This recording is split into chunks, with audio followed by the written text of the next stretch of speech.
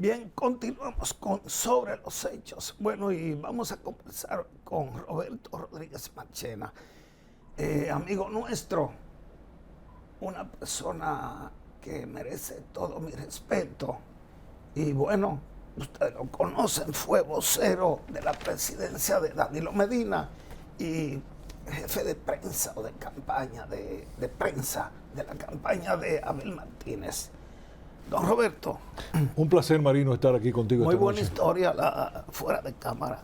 Sí, lo que está fuera de cámara muchas veces es muy bueno. Somos sobrevivientes. Así es, sí, y desobedientes. Y desobedientes. Bueno, Marchena, mire, vamos a tomar este tiempo en dos puntos. Primer punto, vamos a hablar un poco de sus impresiones de la gestión gubernamental y en el segundo bloque que le toca del PLD.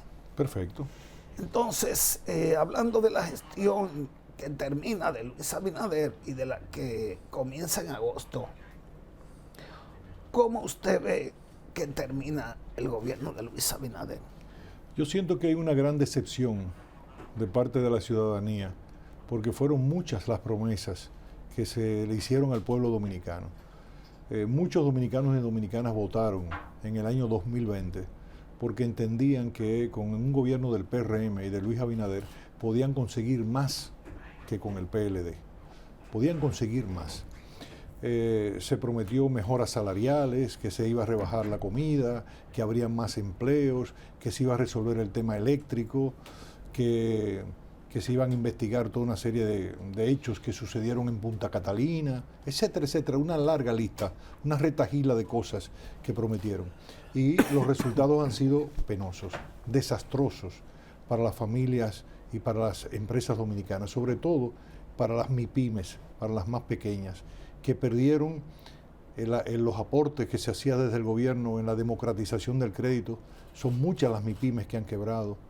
Los hogares dominicanos están sufriendo el alto costo de la vida, si cada día se hace más difícil consumir los alimentos necesarios para uno reproducirse, igualmente las medicinas. Vemos el estado en el que están los hospitales del país. Ahora, recientemente leía a Mercedes Carrasco, la gran economista dominicana, que publicaba un informe de una organización no gubernamental, CREES, C-R-E-S, que informaba que las pérdidas de las EDES, Marino, llegan al 41.9%.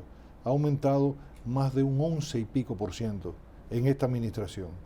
Y que en el presupuesto suplementario que se aprobó, se acordaron aportarle 6.000 millones de pesos más a las EDES, lo que va a significar que de aquí a diciembre se le van a entregar a las EDES 92.000 millones de pesos. Estamos hablando más de 1.500 millones de dólares por la ineficiencia.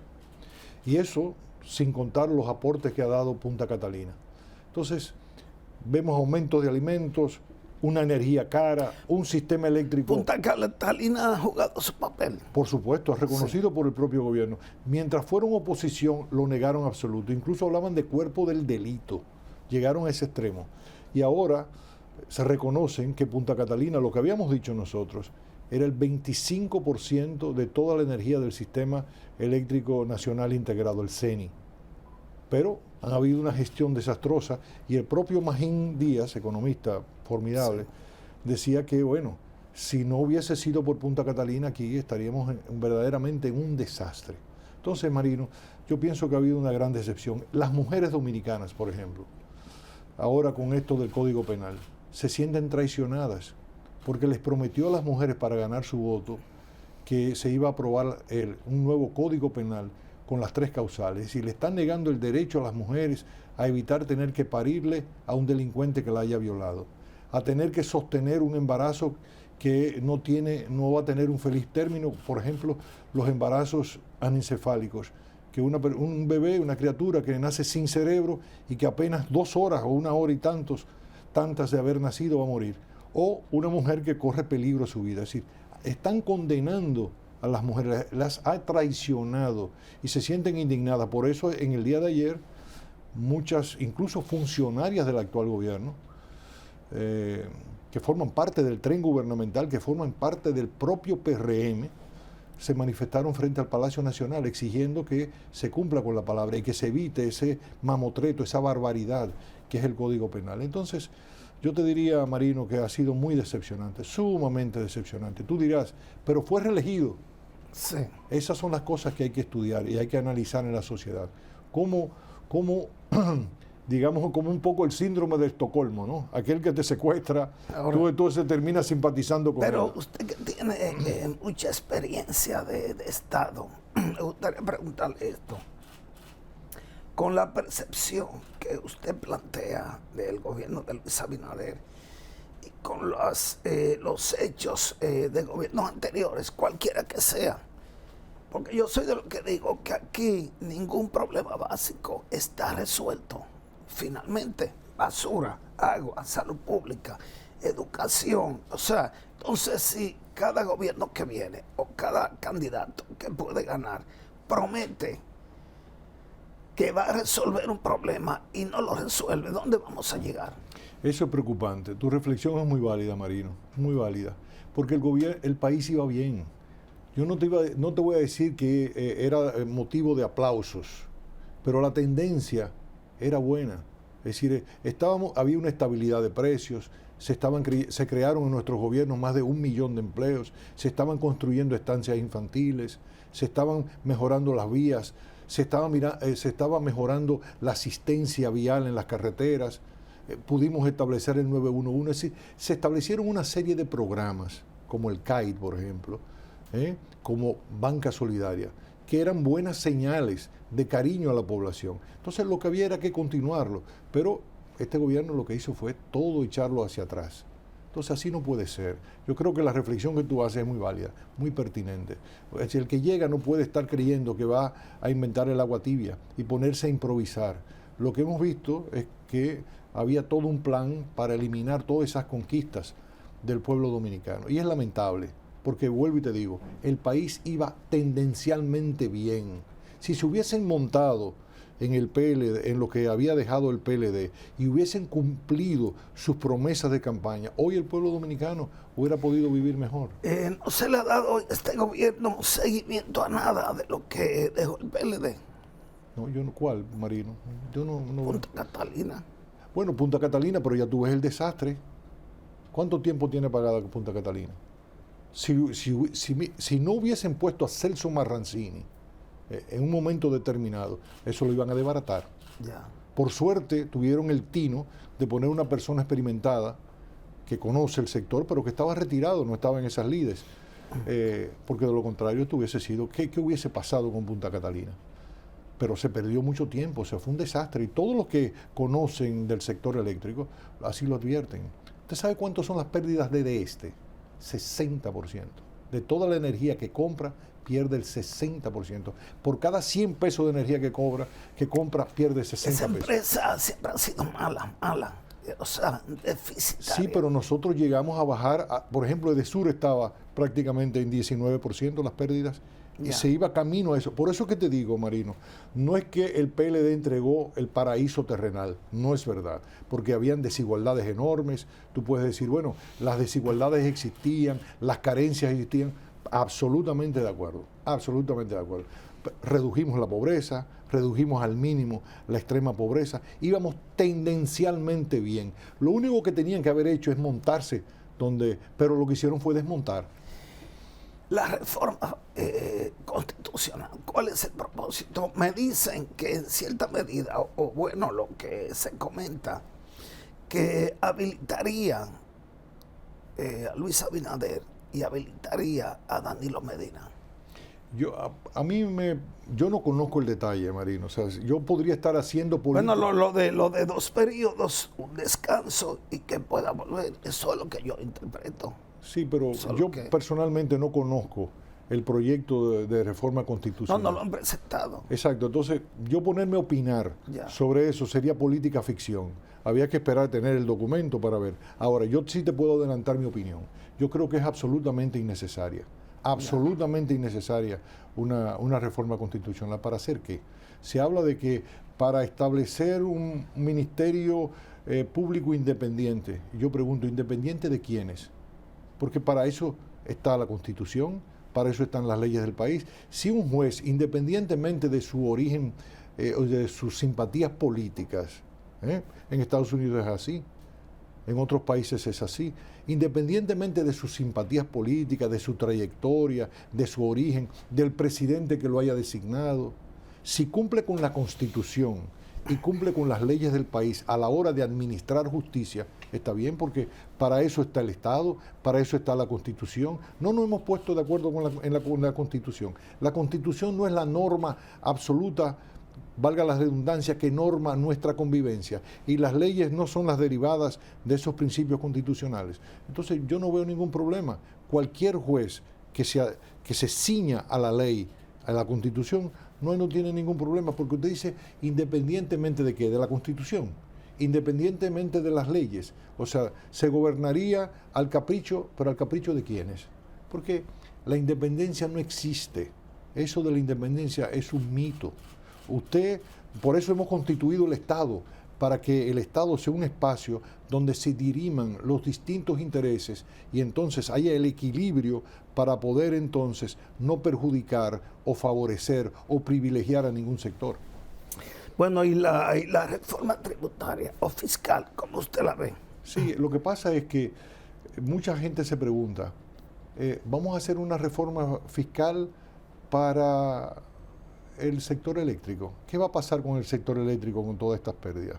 ¿Qué le vamos a decir a los ciudadanos? ¿Vamos a seguir recaudando para tirar en el zafacón de la basura, entre comillas, zafacón de la basura? Claro. 1.500 millones de dólares, 90.000 millones en el sector eléctrico. ¿Cuánto era en la gestión de Danilo Medina? 500 millones. 500 millones. ¿De dólares? De dólares. Sí. O sea, esto se ha triplicado, innecesariamente. ¿A qué se debe eso?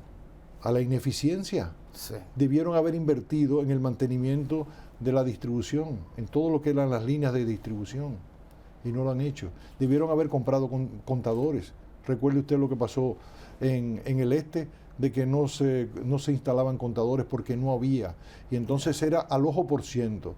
Y en una ocasión, creo que un periodista denunció, con un documento en la mano, en la que se instruía a los subalternos de este para que cobraran al ojo por ciento, para evitar tener las pérdidas porcentuales que ya conocemos, como una forma de maquillar y de resolver un problema atribuyéndole un consumo que la gente no tiene. Todos los días las oficinas de las sedes tienen ciudadanos quejosos por las arbitrariedades que se cometen. Entonces, ¿qué te digo? ¿Una reforma fiscal para qué? ¿Para quiénes? Hay que revisar el gasto tributario, porque las exenciones fiscales se establecen como estímulo a determinados sectores, y eso es correcto. O sea, un Estado tiene que determinar a cuáles sectores apuesta y cuáles sectores merecen el interés del Estado, porque proporcionan mayor cantidad de empleos, mayor bienestar en un territorio determinado, porque el interés estratégico, por ejemplo, de inteligencia artificial o lo que fuera, apuestas a futuro, todo eso está justificado en términos conceptuales. Ahora, tienen que haber vinculaciones, es decir, usted tiene que plantear requisitos. Yo te voy a ayudar para que tú en tal tiempo me tengas estos resultados, y lo vamos a revisar. Vamos a revisar la eficiencia del estímulo, de la exención que se le va a dar a un sector. Pero eso no se hace. Entonces yo creo que quizás, si van a hablar de reforma fiscal, tenemos que ponernos de acuerdo de que esas exenciones, que son enormes, sobrepasan los 300.000 millones de pesos, sean revisadas, analizadas. Con esto no estoy diciendo que se anulen, Pero todas. eso es viejo, eso es viejo. Eso todos los gobiernos, Sí. todos los gobiernos, así es. Igual que la amnistía fiscal. Eso Por supuesto, las amnistías fiscales es un tema muy controversial, porque en un momento determinado... La gente no paga impuestos esperando que dentro en el próximo gobierno va a hacer una amnistía. Sí, entonces las personas que no cumplen con sus compromisos se sienten estimuladas para eso. Entonces hay que reflexionarlo, porque ¿qué es lo que estamos viendo? Queremos resolver una situación provocada también por un excesivo endeudamiento público. ¿Quién les dijo a estos señores que tenían la autoridad, el permiso de la población para endeudarse de la manera como se han endeudado? Es una cosa terrible el endeudamiento que hay. Más que los anteriores. Por supuesto. ¿Y para qué, además? o sea, dinero para tenerlo guardado. Lo que pasa es que cometimos el error de tener autoridades que no responden al interés nacional, sino que responden en esa decisión a los intereses de la banca internacional. Es decir, ¿cuál es el interés de un banquero? De colocar un préstamo. ¿Para qué? Porque ese es su negocio. Entonces, si viene un banquero internacional a ofrecerte un préstamo... O sea, dinero que se coge y luego para guardarlo y pagar intereses. Exactamente eso, Marino. Eso es lo que se ha hecho. Entonces, ¿quién sale beneficiado de esto? ¿El Estado Dominicano? No. ¿El gobierno? Tampoco. No, el banquero. El banquero extranjero que logra y dice, bueno, la economía dominicana fue dejada por el PLD con un nivel de sanidad, no estoy diciendo que estuviera perfectamente sana, porque había niveles de endeudamiento también, pero la economía dominicana puede resistir un mayor endeudamiento. Recuérdate que estamos saliendo de la pandemia. En la pandemia muchos de los negocios pues sufrieron una contracción, la economía sufrió, pero si tú ves las mayúsculas ganancias de las instituciones financieras en el mundo, no te va a sorprender de que han tenido una ofensiva de buscar ellos inteligentemente, exitosamente, esos banqueros. ¿Cuáles son las economías que resisten endeudarlas más? Entonces, nosotros que teníamos el agua aquí, que no es nada saludable tenerla ahí tampoco, que la tenemos aquí, nos la han puesto aquí, entonces ahora estamos dando brinquitos. Y entonces ahora estos señores que saben que puede llegar hasta aquí y sobrepasar hasta la nariz, entonces ahora quieren una reforma fiscal. ¿Para qué? Para poder garantizarles a ellos que el gobierno les pague, porque hay una presión. Fíjate que los principales portadores de la necesidad de una reforma fiscal, ¿quiénes han sido? Fondo Monetario Internacional, representante de la banca internacional, Banco Mundial y también este banco, el Bandex, un representante que decía que la República... A propósito de eso, los chinos que prestan de manera directa, eso no daña la economía de un país. ¿Cuáles chinos? República Popular China. Sí, pero la República Dominicana tiene... No aquí, pero lo hacen en el mundo. ¿De qué? A diferencia del Fondo Monetario. Ah, bueno, esos préstamos no son dañinos también. Bueno, hay controversia con eso, hay controversia. Yo no conozco mucho el detalle, pero he visto que los Estados Unidos, el gobierno de los Estados Unidos, ha denunciado al gobierno chino como que promueve préstamos que puedan... Directos. Sí, que pueden resultar muy comprometedores. Sí. Yo no conozco el detalle, lo que conozco es el caso de la República Dominicana. Entonces, bueno, uno se pregunta, ¿para qué esta reforma fiscal? Esto hay que hablarlo, esto hay que sopesarlo. Yo lo veo con preocupación. Muy bien, vamos a la pausa. De regreso, vamos a hablar un poco del PLD.